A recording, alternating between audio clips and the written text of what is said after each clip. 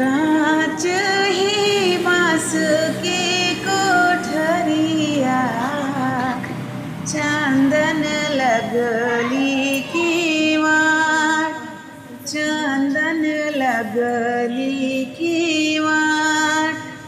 ताही कोठरी सुतीले महादेव, हे सोईले नीरवेत, हे सोईले नीरवेत।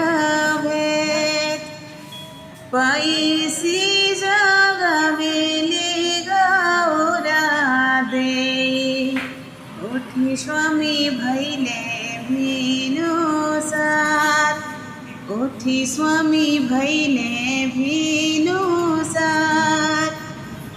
भोर भैल मृग बोले, भैले अर्घा के जोन। भोर